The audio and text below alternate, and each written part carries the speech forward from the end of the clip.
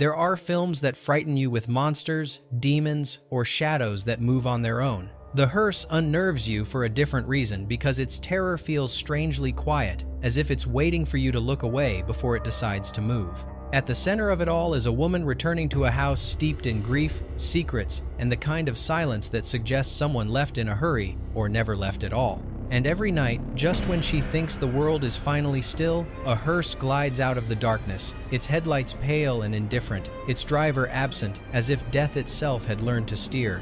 What makes the film unsettling isn't just the story, it's the atmosphere, the lonely roads, the suffocating quiet of the old family home, the suggestion that the past hasn't finished speaking. And then there's the hearse, a symbol so unassuming and yet so final, drifting into frame like a question that no one wants answered. Was it merely a prop? Was it a metaphor? Or did it carry more history than the filmmakers were willing to admit? Behind this quiet horror lies a production clouded with odd choices, conflicting accounts, and strange coincidences that never made it into interviews or documentaries. There were scenes altered without explanation, incidents on set that crew members refused to discuss, and persistent rumors about the vehicle used for filming, rumors that seemed to outlive the movie itself. To understand the Hearse, you have to go beyond the screen, into the stories whispered behind it, into the details buried under decades of dust and denial. These are 20 weird facts you didn't know about. The Hearse, 1980. Fact 1. The film's entire sense of dread began long before the cameras rolled, rooted in the very house chosen as the main location. A residence, the production team later admitted they had difficulty securing, because locals believed it was bad luck to stay in overnight. At first, the director assumed this was nothing more than a small-town superstition, a harmless rumor that added color to the setting. But once scouting began, the crew noticed something unsettling. A pattern of owners who lived there briefly, left abruptly, and refused to explain why. The production notes mentioned structural concerns and noise complaints. Yet every caretaker interviewed brought up the same detail, the feeling of being watched from the staircase landing. That claim might have been dismissed as imagination, if not for the fact that multiple crew members reported the same sensation during the shoot, describing a presence that seemed to linger just out of sight, especially when the house was quiet and the lights were low. What pushed the unease further was the house's unusual architecture.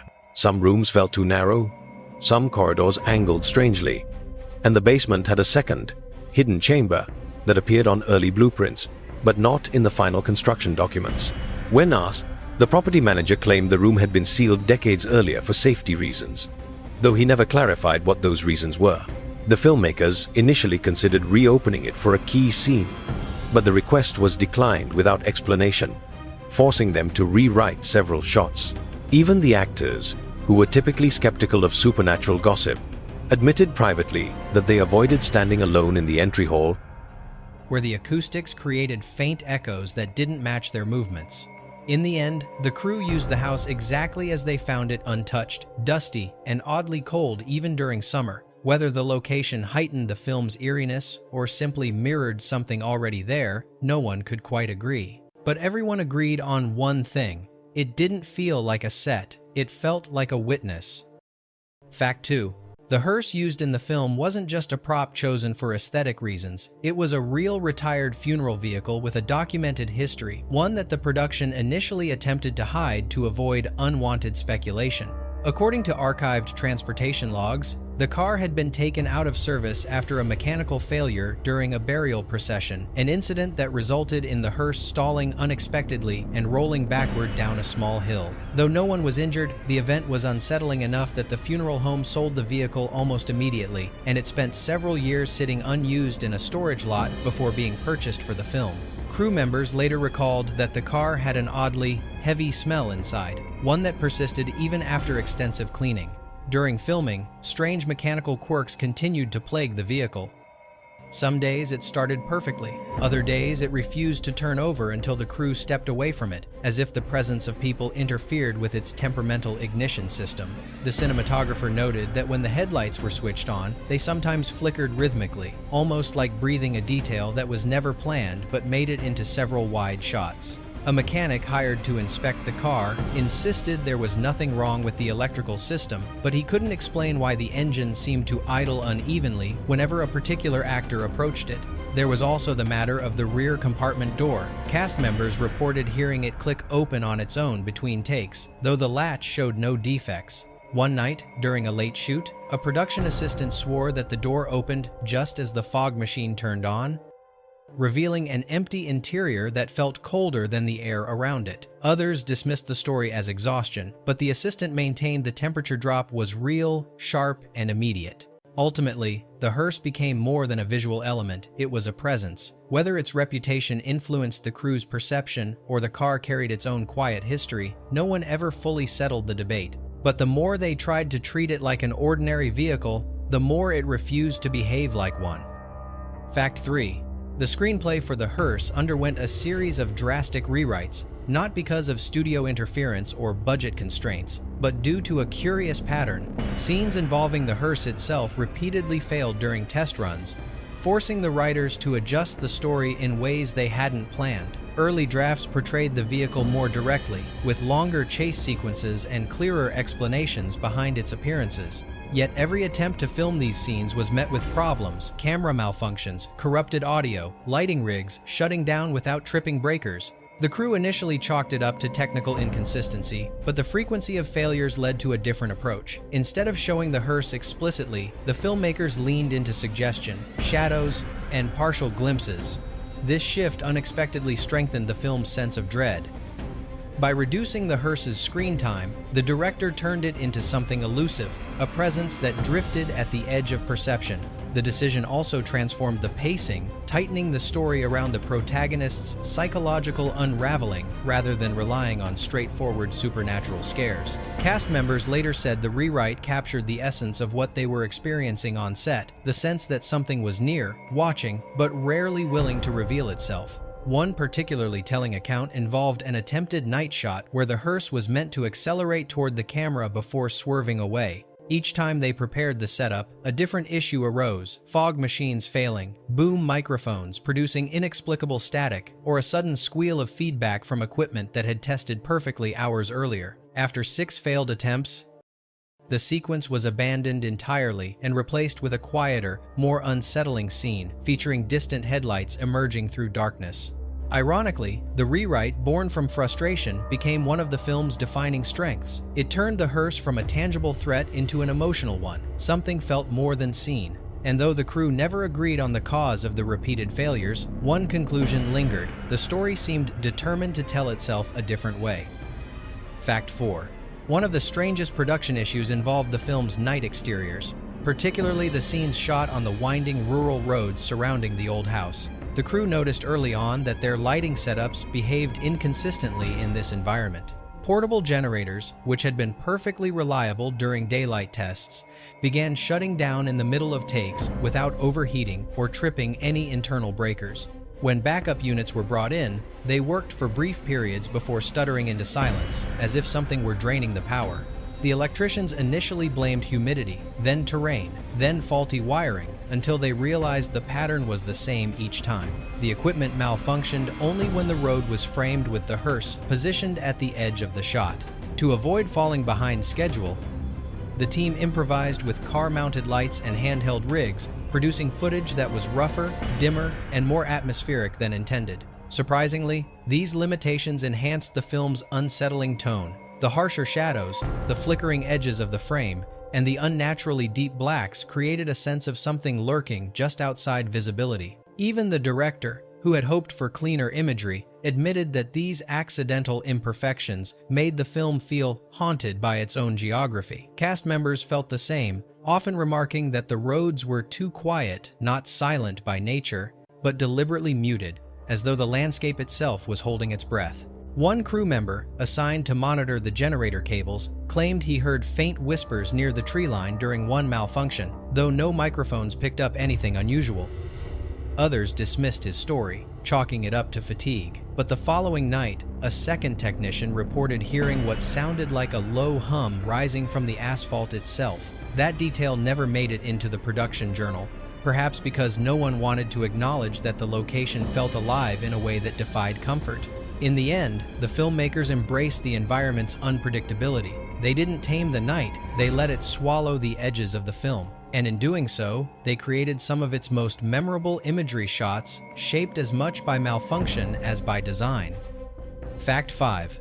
The film's atmosphere of quiet dread was intensified by an unexpected issue with sound recording, an intermittent, low-frequency tone that appeared during multiple scenes, often in moments where the set was completely still. At first, the sound team assumed the noise had come from distant traffic or environmental vibration, but the pattern didn't match any identifiable source. The tone emerged only during interior scenes filmed in the dining room and upstairs hallway, and only when cast members performed certain lines involving the house's history.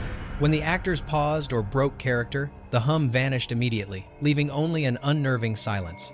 Attempts to isolate the frequency failed. Sound engineers used spectrogram analysis and directional microphones, but the recordings lacked a consistent acoustic signature. It was as if the tone existed only in the moment, refusing to leave a trace. The director considered ADR, but the affected scenes carried a rawness that would be difficult to replicate, so the decision was made to keep much of the original audio. A few of the hums were softened in post-production, but several remained, subtly embedded beneath dialogue. Viewers sometimes describe these moments as feeling heavier, unaware that the sensation may come from a sound the ear barely registers. Some members of the crew believed the tone originated from the structure of the house itself, old beams settling, or wind forcing its way through unseen gaps, but a structural inspection revealed no weaknesses.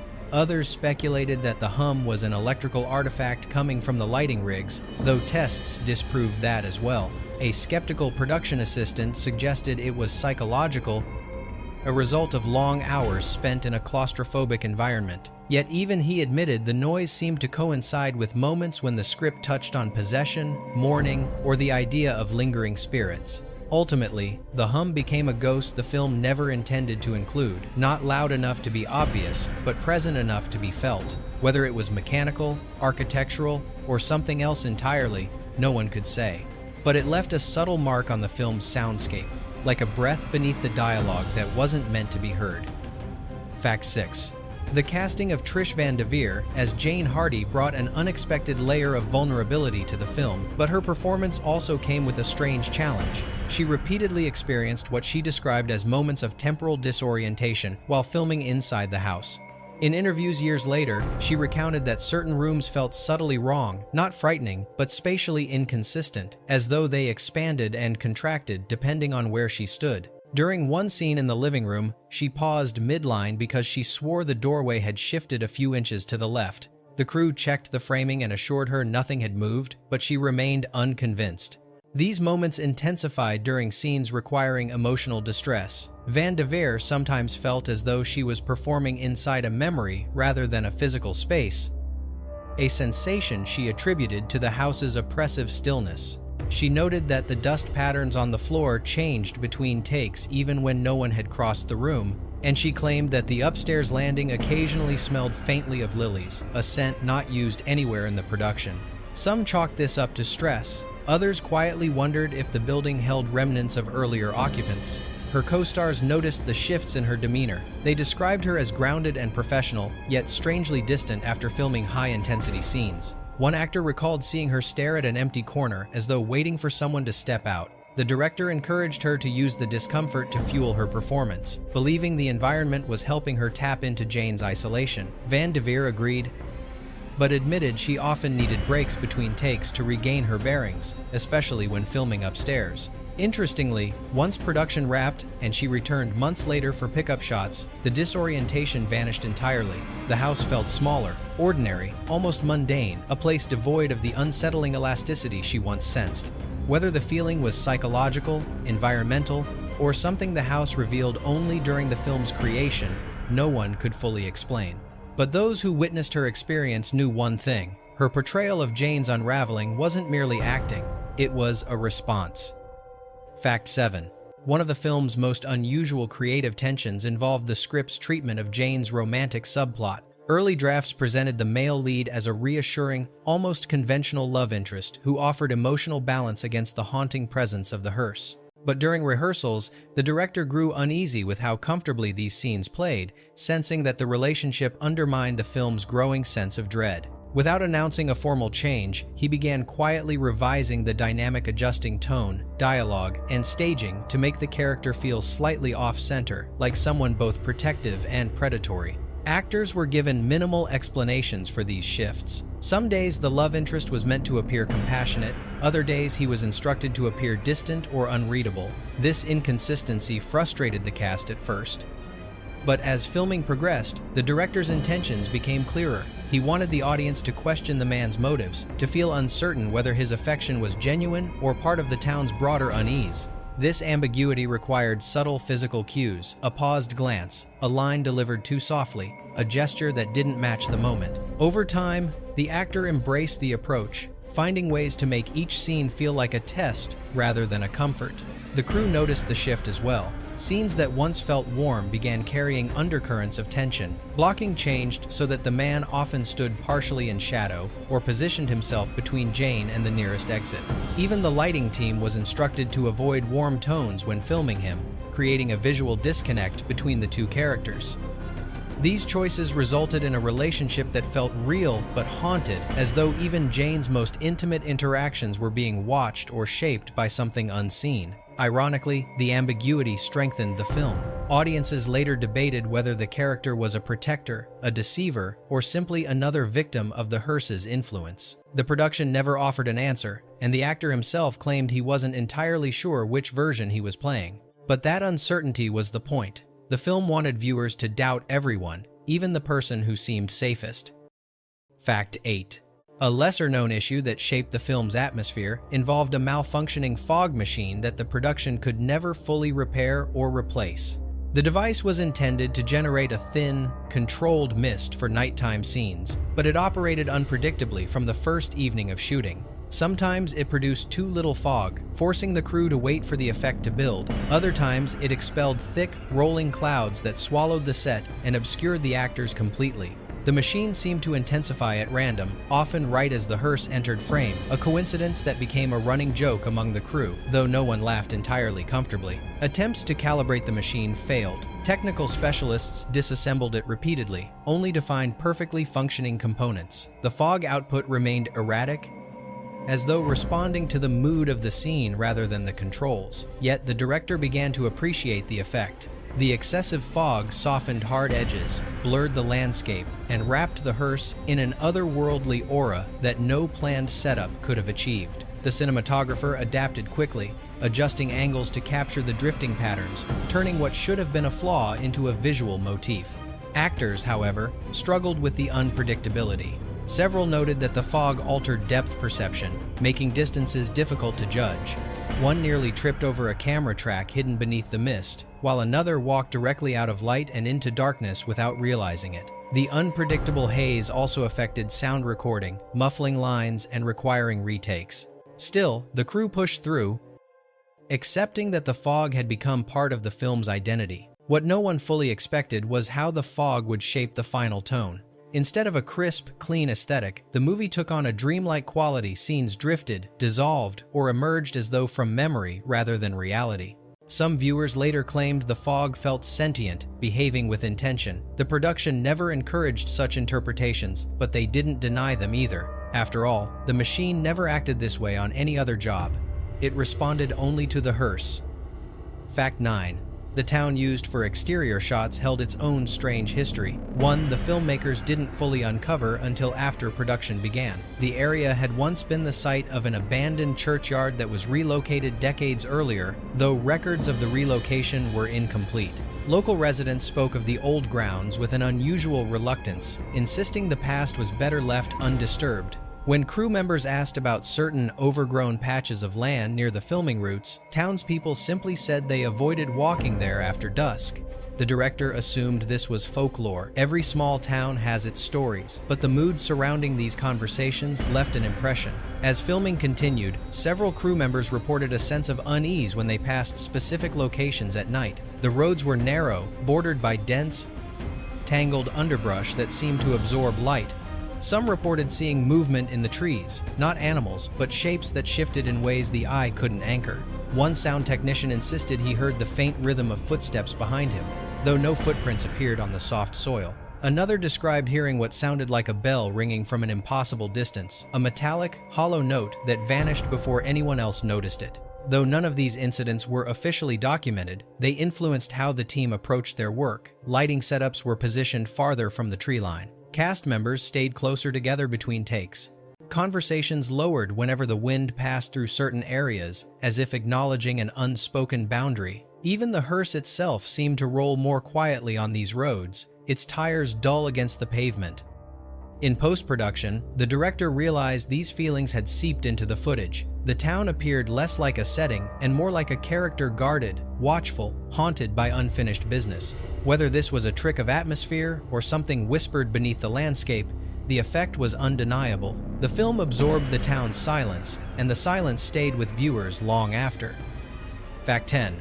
One of the most mysterious decisions in the final cut of The Hearse involved a sequence that was partially shot but ultimately removed a scene intended to offer a clearer explanation for the vehicle's origins. According to early drafts, the hearse was meant to appear in a flashback tied to the house's previous owner, providing a direct link between the vehicle and a specific tragedy. The sequence included period costumes, a staged funeral procession, and a moment where the camera followed the hearse as it carried a coffin up a hill before disappearing behind a line of trees. Footage exists in production logs confirming that at least 3 days were spent filming the scene, with notes on lighting setups and costuming. Yet almost none of it appears in the finished film.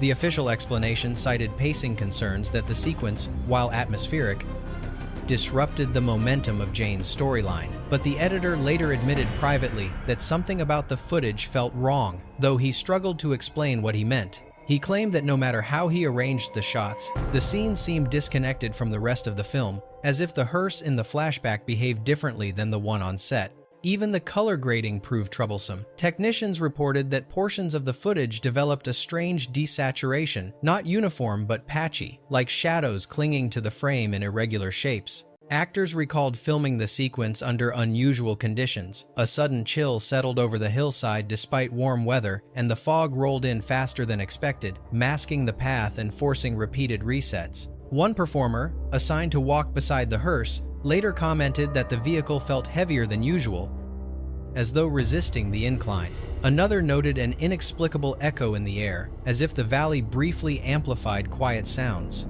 In the end, the sequence was abandoned and quietly buried in the archives. The director never elaborated on the decision, and the footage remains unreleased. Some believe the removal strengthened the ambiguity of the film. Others suspect the team simply chose not to engage with something they couldn't categorize. After all, a hearse that behaves differently when no one's looking invites questions best left unasked. Fact 11. Another overlooked aspect of the hearse's production was the tension between the art department and the budget office over the film's props, particularly a set of antique mirrors sourced for scenes inside the house. The director wanted the mirrors not only for their period accuracy, but for the way their tarnished surfaces distorted reflections. These imperfections created a subtle unease, offering viewers glimpses of the room that felt slightly misaligned. However, the mirrors proved difficult to work with. Their glass was old, fragile, and prone to catching stray reflections from behind the camera, revealing crew members who had positioned themselves carefully out of frame. Attempts to control these reflections required elaborate choreography. Lights had to be repositioned repeatedly, forcing the cinematographer to re-block scenes multiple times. The actors learned to adjust their movements so their reflections passed through the mirrors unpredictably, heightening the feeling of spatial distortion. Yet even with careful planning, odd reflections still surfaced. During one take, the camera operator spotted what appeared to be a secondary silhouette behind an actor, a shape taller than anyone present and slightly off-center. When the team reviewed the footage, the silhouette was gone, as though it had existed only in the moment of filming. One mirror became a particular point of contention. It developed a large smudge in the corner that no amount of cleaning could remove. When examined closely, the stain resembled the faint outline of a handprint, though none of the crew admitted to touching the glass. The art department suggested replacing it, but the director insisted on keeping the mirror, claiming its imperfections added depth to the film's atmosphere. Some crew members disliked working near the mirrors, citing an uncomfortable sensation of being observed. Others shrugged it off, as the effect of long hours in a confined space. Regardless, the mirrors stayed, and their distortions found their way into key scenes. Whether these visual anomalies were accidents or subtle contributions from an aging house, the result was the same. The reflections felt alive, holding more than they showed. Fact 12. The musical score of the Hearse underwent an unusual evolution, shaped not by creative differences, but by unexpected inconsistencies in the recordings themselves. The composer originally crafted a lush, orchestral theme meant to contrast with the film's bleak visuals, a melody filled with violins and soft choral textures.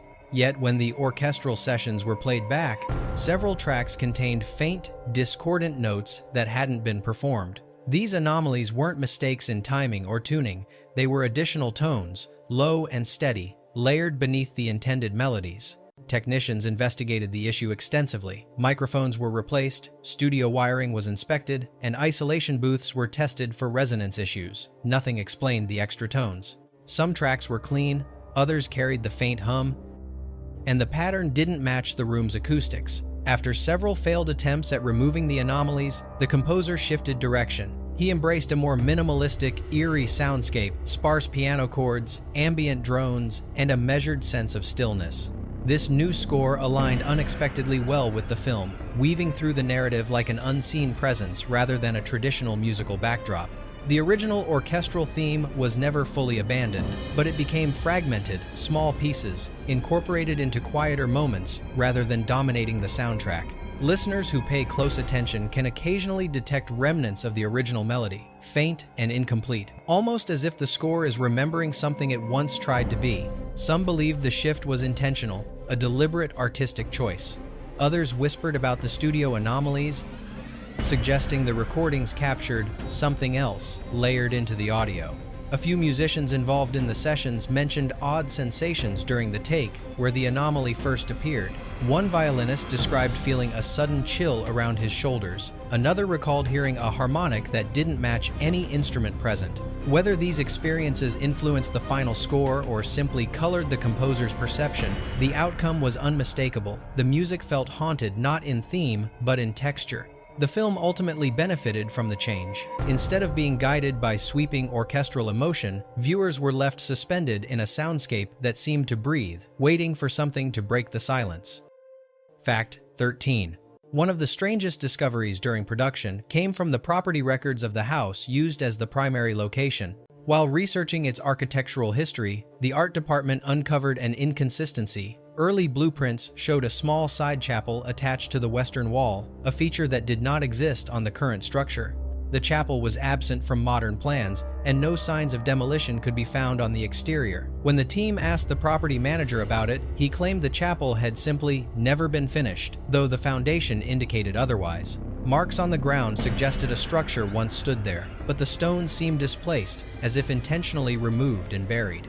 This detail intrigued the director, who briefly considered incorporating the missing chapel into the script as an atmospheric element. However, during an exploratory walkthrough, the crew discovered something more unsettling. Beneath a layer of overgrown weeds near the western wall, they found remnants of broken tiles and a fragment of stained glass. These pieces were arranged in a pattern that suggested they hadn't merely fallen, they'd been placed. A few tiles even bore faint scorch marks, as though they'd been exposed to intense heat.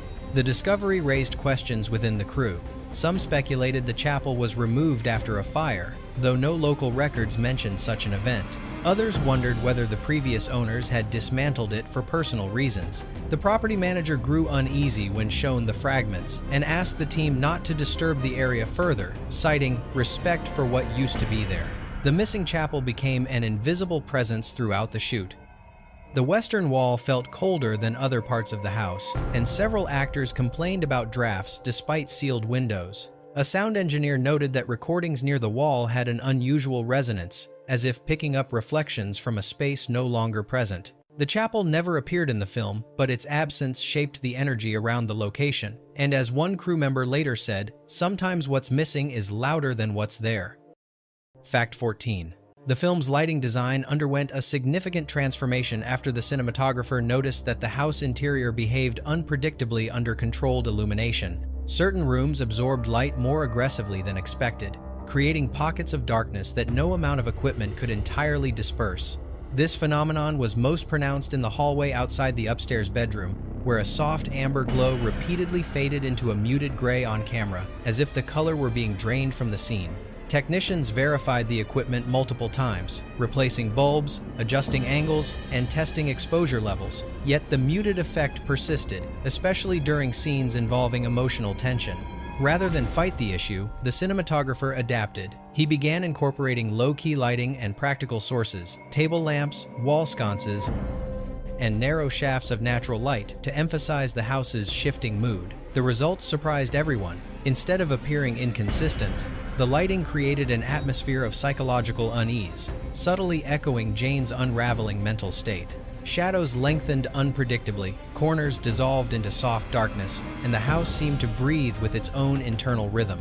Actors later commented that the lighting influenced their performances. Entering certain rooms felt like stepping into different emotional temperatures, a warmth tinged with dread, a calm that carried underlying tension. One actor claimed he could tell which scenes would feel heavier based solely on how the light settled in the room before filming. A particularly eerie moment occurred during a test shot when a lamp flickered on its own, despite being unplugged. The crew attributed it to residual charge, though the light remained on longer than such a charge should allow. No one could replicate the effect, and the lamp behaved normally afterward. The unpredictability of the lighting became an unspoken collaborator. It shaped the film's visual identity, giving it a haunted, muted palette that critics later praised. Whether the house absorbed the light intentionally or simply resisted attempts to illuminate its secrets, the effect remained the same. It refused to be fully seen. Fact 15.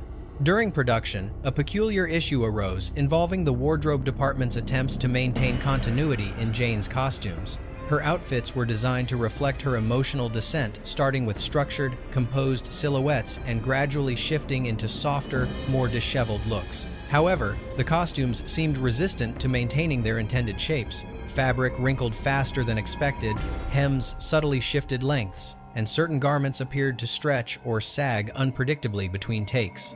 Initially, the wardrobe supervisor suspected the issues stemmed from the actor's movement or prolonged filming under hot lights, but the inconsistencies didn't follow normal patterns. Some nights the costumes remained perfectly pressed, while other nights they creased within minutes, even when the actor was standing still. A seamstress replaced the interfacing in several garments, hoping to stabilize them, yet the distortions continued. The problem was particularly noticeable in scenes filmed near the staircase, where Jane's clothing frequently looked different from one shot to the next, despite meticulous adjustments. The director, rather than expressing frustration, saw potential in the odd behavior. He believed the clothes reflected Jane's psychological disruption, the sense that her reality was coming undone thread by thread. He encouraged the wardrobe team to embrace the imperfections, subtly enhancing them in later scenes to reinforce the character's unraveling. What began as a technical inconvenience became an artistic motif woven into the film's emotional texture. Some wardrobe assistants, however, remained unsettled. One reported that a dress left on a mannequin overnight appeared slightly twisted the next morning, though no one had touched it. Another claimed that a sweater laid flat on a table developed new wrinkles that didn't match the actor's movements. These incidents were dismissed as humidity or fabric memory, though no other garments on set behaved the same way. By the end of production, the wardrobe inconsistencies seemed almost intentional, as if the house itself were tugging at the threads. Whether caused by environmental conditions, subconscious influence, or something less tangible, the effect served the narrative. Jane didn't just look undone, she looked touched by something that preferred her that way. Fact 16. As production moved deeper into nighttime shooting, several crew members began reporting an unnerving pattern of sound irregularities occurring just outside the perimeter of the set. During late hours, when fog crept across the ground and only a handful of lights remained, a faint rhythmic tapping could be heard near the tree line. At first, the team attributed it to branches shifting in the breeze or small animals moving through underbrush. But the tapping persisted even on windless nights, and its cadence was strangely deliberate too slow, as if mimicking footsteps taken by someone who did not wish to be seen. One evening, a boom operator followed the sound, attempting to isolate its source. He walked several yards beyond the lighting rigs and claimed the tapping grew louder as he approached a clearing. only to stop abruptly the moment he raised his microphone. When he lowered it, the sound resumed, softer this time, as though reacting to his presence. The operator returned visibly shaken and refused to record outside shots alone afterward. His account was quietly circulated among the crew, though officially brushed aside as exhaustion. Actors felt the tension as well. While preparing for a climactic scene, one performer paused mid-rehearsal and insisted someone had whispered her name from beyond the camera's range. No one else heard it. When playback was checked, the audio contained only ambient noise, a low, near-tonal hum that matched none of the equipment frequencies logged that night. The director, who disliked pausing production for unexplained events, instructed the crew to continue as usual, but even he admitted the nights held a peculiar weight, as though the forest were listening. Several shots from this period exhibit subtle tremors in the audio waveform, almost like a heartbeat underlying the silence. The anomalies couldn't be replicated and disappeared after filming moved indoors. Whether these disturbances were environmental quirks, shared nerves, or something more elusive, they left their trace in the film's mood. The night scenes carry a tension beyond performance, the suggestion that something else stood just outside the frame, waiting for its cue. Fact 17. During post-production, the editing team discovered an unusual visual distortion that appeared in several reels shot inside the upstairs hallway. The distortion manifested not as a camera fault or light leak, but as a faint shimmer, a trembling ripple that crossed the frame horizontally, lasting only a fraction of a second. It resembled the heat haze seen above asphalt, but with a colder quality, and it appeared only in scenes where Jane walked alone through the corridor. The initial assumption was that the distortion came from the film stock, perhaps due to imperfect handling or exposure. But when the source footage was examined side by side with reels shot minutes apart, the pattern became stranger. Only the hallway scenes exhibited the ripple. Shots taken in adjacent rooms were crisp and perfectly exposed. Color timing adjustments failed to eliminate the shimmer, and technicians noted that its waveform signature didn't match any known optical artifact. Some theorized that an air current from an unseen vent caused a vibration in the camera. Yet temperature readings from the shoot revealed no drafts or pressure differences in the hallway that night. The cinematographer maintained that the Steadicam was solid and the lens stable. As the team continued examining frames, they noticed something more unsettling. In several instances, the ripple appeared to pass not across the image but through it, subtly altering the shadows along the wall, shifting them a fraction of an inch before returning them to their original positions. The effect was too slight to be noticeable during normal playback, but visible when scrutinized frame by frame. Debates erupted within the editing bay. Some wanted to remove the affected segments entirely, fearing audiences might view them as technical sloppiness. Others argued the distortions enhanced the film's psychological tension. The director ultimately chose to keep them, believing the house should feel alive in subtle, inexplicable ways. Years later, fans analyzing the film reported noticing the same shimmer, describing it as a breathing moment or a cold wave passing through the scene. Whether a natural byproduct of aging film stock or something captured in a moment when the house shifted, the ripple remains one of the film's quietest mysteries, a blink in the frame that feels almost intentional. Fact 18. Perhaps the most unsettling experience during production involved a series of temperature drops that occurred in the house's parlor room. Crew members regularly reported that the temperature would fall dramatically, sometimes by 10 or 15 degrees without any change in weather or ventilation. These drops occurred randomly, often just before a take, prompting makeup artists to rush forward and touch up actors who suddenly appeared chilled or pale. Digital thermometers confirmed the fluctuations, though the readings rose again within minutes, as if whatever caused the cold simply passed through. A heater was eventually brought in to stabilize conditions, but even industrial equipment failed to counter the sudden chills. The warmth from the heater would linger until the moment the director called quiet on set, after which the room's temperature would plummet again. Actors claimed they could feel the shift not on their skin, but in their chest, a tightening sensation, like entering a place where air pressure sank inexplicably low. One performer described it as walking into a memory you forgot belonged to someone else. Electricians checked the wiring multiple times, suspecting that faulty circuits might be influencing the thermostats. Their inspections found nothing unusual. The house's owner insisted the building had no history of drafts or unexplained cold, though his evasive tone suggested he was withholding something. A production report recorded one incident in which condensation formed on a mirror during a take, despite the surrounding humidity remaining constant. The crew began to adapt. They timed their shots around the cold spells, filming quickly before the chill disrupted continuity. Some quietly refused to wait alone in the parlor, claiming the silence felt heavier during the drops, as though the room were being occupied by something invisible. The cold eventually became part of the film's emotional language, a physical sensation that paralleled Jane's psychological descent. Whether it was a quirk of old architecture, a convergence of atmospheric conditions, or a phenomenon with no name, the effect remained the same. Something in the house wanted attention, and it knew how to make itself felt. Fact 19.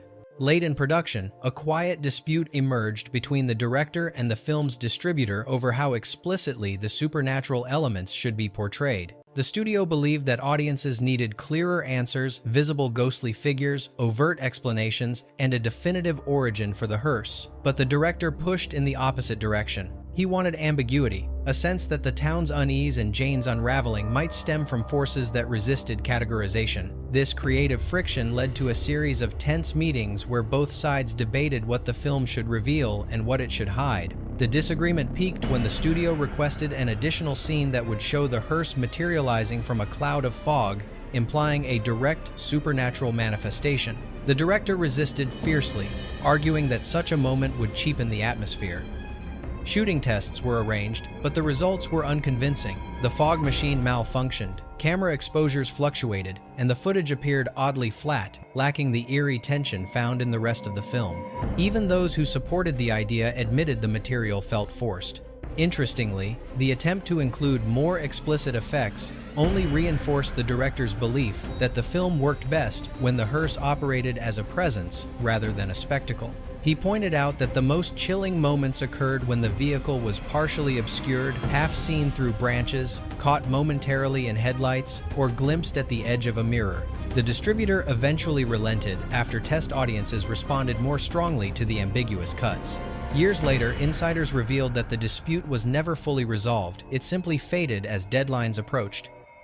The director maintained that the film's power came from its restraint, its refusal to confirm or deny the supernatural outright. Studio executives quietly believed he had left too much unsaid, but the silence remained intact in the final cut. The irony is that the absence of answers gave the hearse its longevity. By refusing to define what the hearse was, ghost, omen, or something older, the film became harder to forget. And sometimes, the fear of an undefined thing lingers longer than any explanation.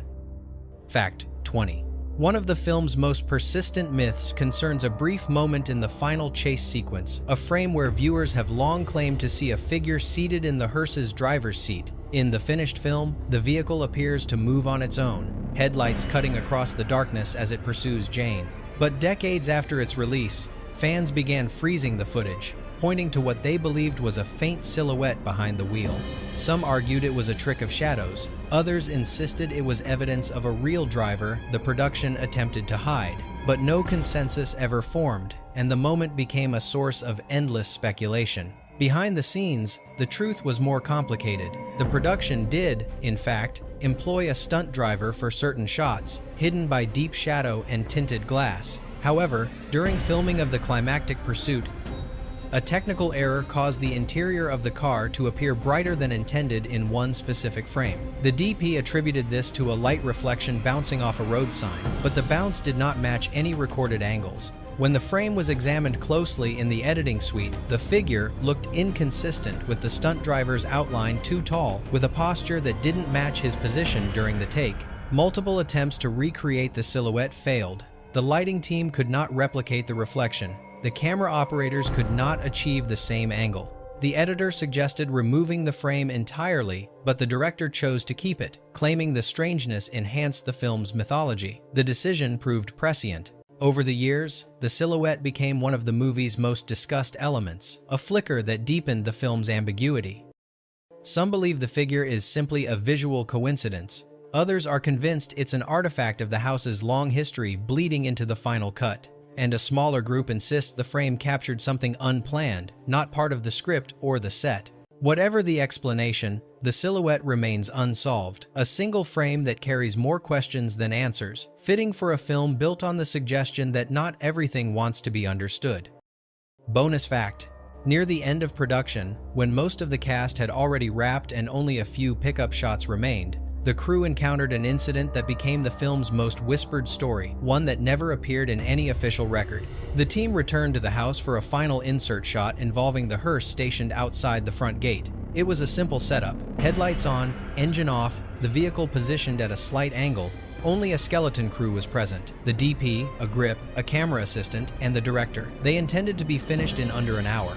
As they prepared the shot, the DP noticed the hearse had rolled forward several inches, though no one had touched it. The parking brake was engaged, and the driveway was flat. Assuming the brake had loosened, the grip reset the position and wedged a block behind the tire. Minutes later, as they adjusted lighting, the DP looked up to find the hearse had shifted again, this time to the right, slightly angled toward the house. The block remained perfectly in place.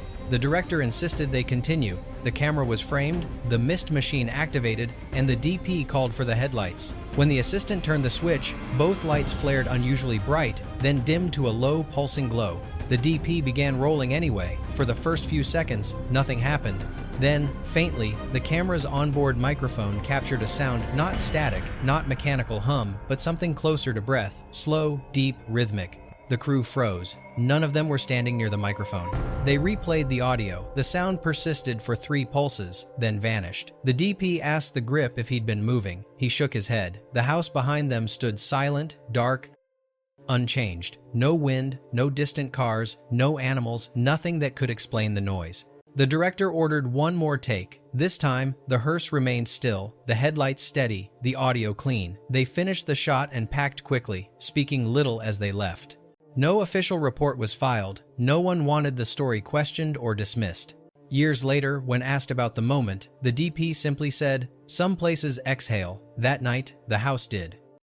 In the end, the hearse leaves behind more questions than answers, threads half seen, echoes half heard, and moments that feel less like fiction than fragments of something forgotten. The film never tries to explain the house, the town, or the vehicle that glides through the dark with its quiet, indifferent gaze. And maybe that's why it lingers. It refuses to resolve what was never meant to be understood. Tell us in the comments which detail unsettled you the most and whether you think the hearse was merely a prop or something that carried its own unfinished story. And if there's another film you want us to uncover next, let us know.